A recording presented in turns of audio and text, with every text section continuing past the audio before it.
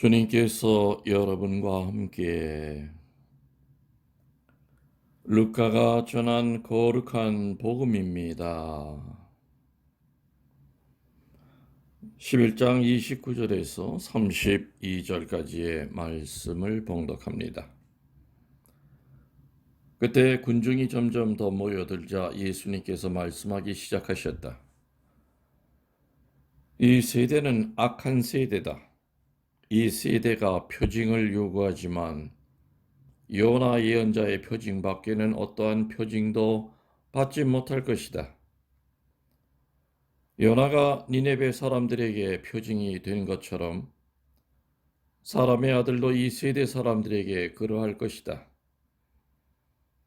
심판 때에 남방 여왕이 이 세대 사람들과 함께 되살아나 이 세대 사람들을 단죄할 것이다. 그 여왕이 솔로몬의 지혜를 들으려고 땅 끝에서 왔기 때문이다. 그러나 보라, 솔로몬보다 더 큰 이가 여기에 있다. 심판 때에 니네베 사람들이 이 세대와 함께 다시 살아나 이 세대를 단죄할 것이다. 그들이 요나의 설교를 듣고 회개하였기 때문이다. 그러나 보라, 요나보다 더 큰 이가 여기에 있다.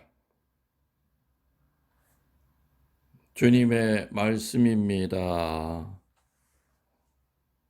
그리스도님 찬미합니다. 참 예수님 사랑하고 또 존경하는 우리 교영점의 여러분 안녕하십니까? 오늘 사순일주일 수요일 미사를 봉헌하고 있습니다. 저는 오늘 미사를 시작하면서 제 자신이 좀 깜짝 놀랐습니다. 왜냐하면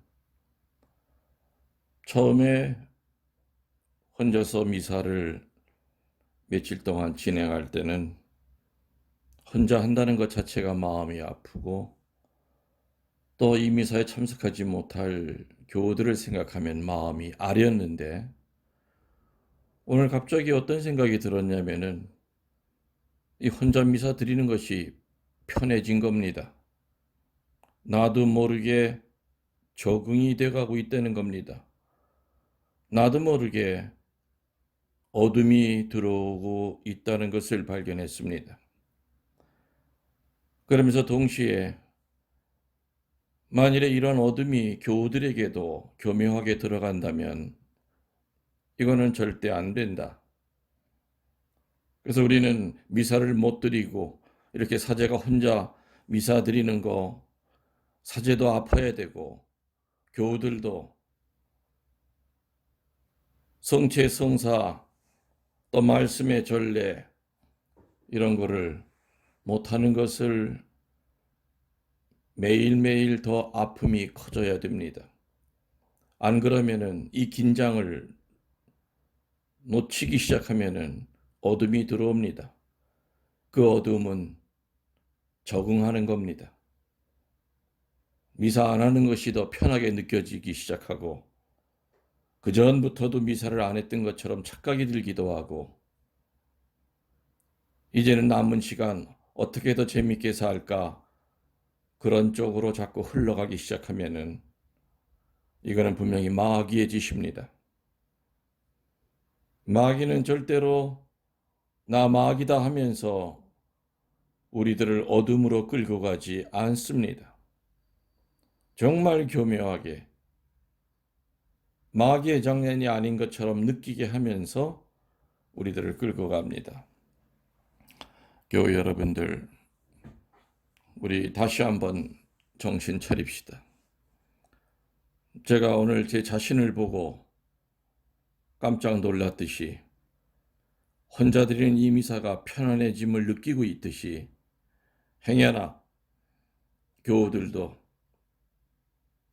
이런 것에 적응이 되어 편안함을 느끼신다면 정신 바짝 차리고 다시 깨어서 이 성사생활 못하는 이 고통을 하느님께 긴장 속에 봉헌해야 될 거라고 저는 생각합니다. 오늘 복음을 잠깐 묵상하도록 하겠습니다.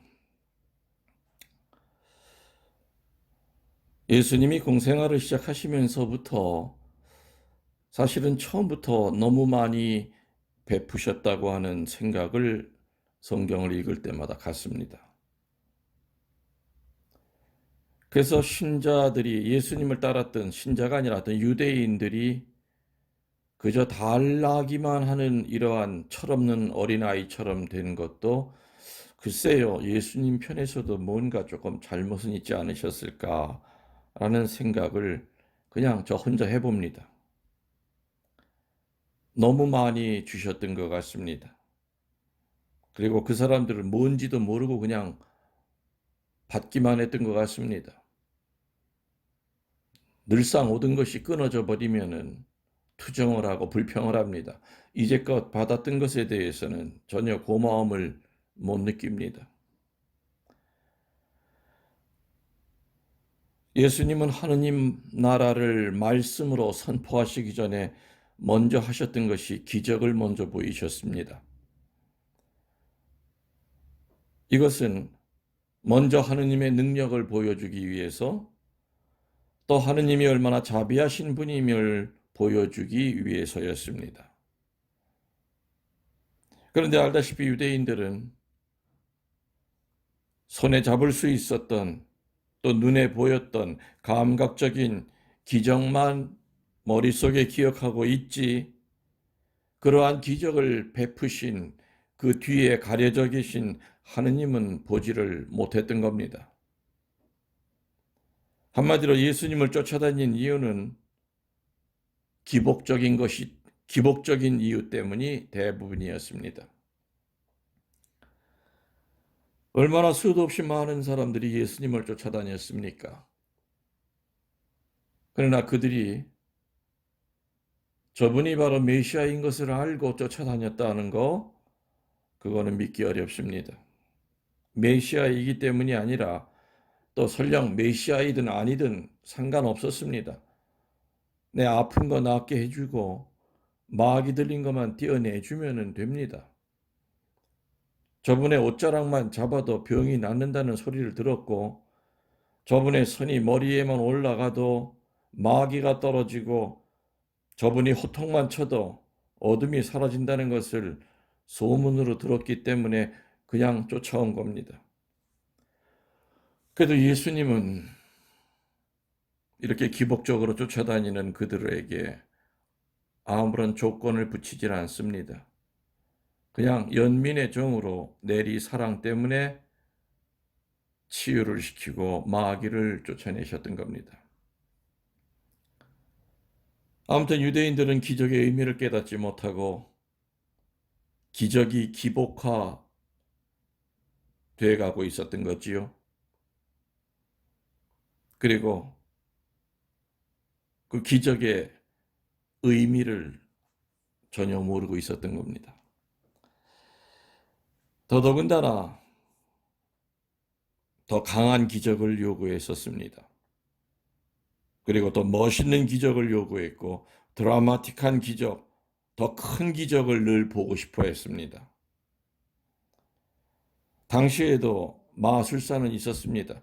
그러나 당시에 있었던 마술사, 일반 마술사과는 다른 차원의 다른 마술을 보여주는 그런 분으로 보였을지도 모릅니다. 그래서 오늘 예수님은 한탄하십니다. 영원한 삶에 이르는 구원의 복음 선포에는 귀 기울이지 않고 기적만을 요구하는 유대인들에게 너무너무 실망이 크셨습니다. 유대인들이 원하는 기적의 종류는 조금 구분이 됩니다. 보통 일반 서민들이 예수님에게 원했던 기적은 분명히 치유입니다.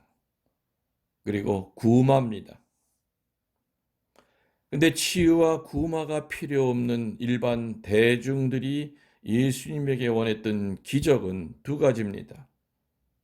해방과 지배권입니다. 뭐로부터 해방?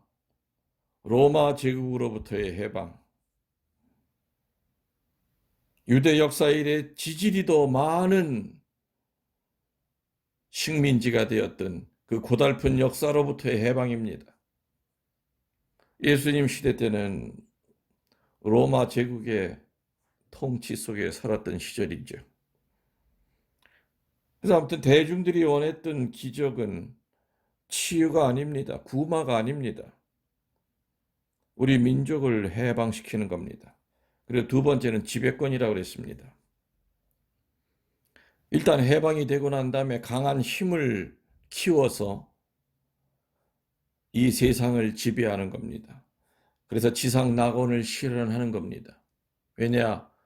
유대인들은 하느님이 선택하신 선민이기 때문에 당연히 이 세상을 지배할 권리가 있다고 생각하고 살았죠. 그렇게 자신만만했던 유대인들의 역사는 늘 비참한 역사였습니다. 그래서 지금 이 시대에 나타난 저 예수라고 하는 저 양반한테 거는 기대는 우리를 먼저 해방시켜 주시오. 그리고 난 다음에 우리들에게 강한 힘을 주어서 이 세상을 지배할 수 있는 지배권을 주시오라는 것이 바로 대중들이 원하는 치유와 구마가 필요 없던 일반 대중들이 원했던 기적의 종류였습니다. 오늘 예수님은 한탄하시면서 솔로몬과 요나의 기적밖에는 보여줄 수 없다고 얘기하시지요. 오늘 복음에 등장하는 솔로몬과 요나 예언자는 누굽니까? 솔로몬은 다윗의 아들입니다. 총명하고 지혜가 흘러넘쳤습니다. 하느님과 함께하며 하느님의 지혜를 세상 만방에 드러냈습니다. 그 소문이 시바의 여왕의 귀에까지 들어가서 시바의 여왕이 솔로몬을 찾아옵니다. 그 다음 얘기는 영화를 통해서도 보셨을 거고 성경에도 나와 있기 때문에 생략하겠습니다. 아무튼 시바의 여왕이 찾아온 것은 솔로몬이 잘생겼거나 뭐가 특별한 것이 아니라 그 지혜입니다. 정말 똑똑합니다. 시바의 여왕에서 볼 땐 정말 스마트했을 겁니다. 탐나는 남자였을 겁니다. 아무튼 이렇게 솔로몬은 한나라의 여왕을 매혹시킬 만큼 하느님의 지혜를 드러냈던 사람이었습니다. 요나 예언자는 알다시피 고래 뱃속에서 사흘 동안 있다가 니니베 사람들에게 회개의 설교를 합니다. 그래서 그 회개의 설교를 듣고 왕으로부터 묵배성, 짐승에 이르기까지 회개의 징표로 단식 재개를 행하게 합니다. 이렇게 솔로몬과 요나 예언자의 지혜와 그 회개의 말을 듣고 많은 사람들이 찾아오고 단식 재개를 행하였듯이 이제는 솔로몬과 요나 예언자와는 비교가 안 될 정도로 진리 자체이시고 지혜 자체이시고 그리고 능력 자체이신 주님이 직접 이 세상에 오셔서 말씀과 은혜를 베풀고 있는데도 외면하는 것이 얼마나 큰 죄인가를 일깨워주고 계십니다. 수도 없이 많은 요나와 솔로몬이 보였던 지혜와 그 회개의 말씀과 비교가 안 될 정도로 권위 있는 말씀을 선포했고 또 수도 없이 많은 하느님의 능력을 보였건만 마치 아편 중독자가 점점 더 세게 아편을 맞듯이 기적의 중독에 걸려서 더 강하고 더 화려하고 더 멋있고 눈이 확 돌아가게 하는 기적을 다하려는 이 유대인들, 마음이 아프셨을 겁니다. 그리고 한탄하십니다. 철딱선이 없어 보이셨을 겁니다. 어째 이렇게 모를까? 또 예수님은 제자들에게 자꾸 확인하지 않으셨습니까? 사람들이 나를 누구라고 하더냐? 그럼 너희는 나를 누구라고 하더냐? 세상 살 날은 멀지 않으셨고 순환이 이제 눈앞에 있을 때 예수님은 답답하셨을 겁니다. 3년 동안 단잠 못 자고 기도하면서 하느님의 나라를 설교했고 천국을 이 세상에 끌어내리는 모습을 보여주고 살았건만 여전히 철딱선이 없었습니다. 제자를 비롯하여 대부분의 쫓아다녔던 사람들이. 당시 유대인들이 그러한 질책을 받았다면 오늘 우리들의 처지는 어떠다고 생각하십니까? 우린 분명히 당시 유대인들보다는 비교가 안 될 정도로 영적 혜택 가운데 살아가고 있습니다. 첫 번째, 복음 말씀이 있습니다. 두 번째, 교회라는 울타리 안에서 우리는 성사 생활을 할 수가 있습니다. 세 번째, 여전히 치유와 구마라고 하는 카리스마의 혜택을 우리들은 받고 살아갑니다. 예수님 당시와는 비교가 안 됩니다. 그때 유대인들은 그냥 따라다녔던 군중이었지 교회가 아니었습니다. 그 때문에 정확히 알 수가 없었습니다. 설명하고 해석해주는 사람이 없었습니다. 그 사람은 그렇다 치더라도 현재 우리들은 복음 말씀이 있고 교회라고 하는 울타리 안에서 성사 생활을 할 수 있고 카리스마는 여전히 사제들을 통하여 또는 은사를 받은 사람들을 통하여 치유와 구마의 은혜는 내려가고 있다는 겁니다. 교회 여러분들은 유대인들처럼 지금 이 순간에도 기적을 요구하고 계십니까? 아니면 내 뜻이 아니라 그리스도를 통하여 우리에게 주시고자 하시는 구원의 말씀을 간절히 찾고 계십니까? 코로나 바이러스라고 하는 이 괴물을 우리는 인간의 노력을 통해서도 물리치려고 애를 써야 됩니다. 하나님이 주신 지혜를 갖고 지식을 갖고 백신을 만들려고 애쓰고 있습니다. 한편으로는 또 기도해야 됩니다. 교회 여러분들, 서두에 말씀드렸듯이 미사 안 드리는 것이 편하다는 마음이 조금이라도 있다면 우리는 내 뺨을 스스로 때리고 정신 차립시다. 저도 아까 놀랐습니다. 그냥 혼자 미사 드리는 것이 일상이 되어가고 있었던 겁니다. 그리고 혼자 미사 드릴 때 그 아픔의 정도가 점점 줄어들고 있었습니다. 이게 뭐지? 이러면 안 되는데 내가 왜 이렇게 변해가고 있지?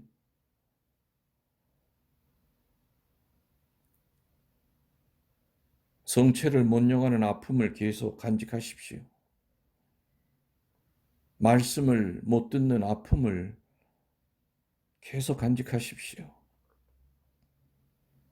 저도 겨우들 없이 미사드리는 이 외롭고 슬픔을 하느님께 봉헌할 겁니다. 다시 오늘 하루 패닉에 빠지지 말고 멍하게 멍 때리고 살지 말고 성경책 앞으로 끌어당기고 또 유튜브를 통하여 은혜로운 말씀들 열심히 들으면서 오늘 하루 영적으로 무장하고 살도록 합시다. 여러분에게 축복을 보냅니다. 아멘.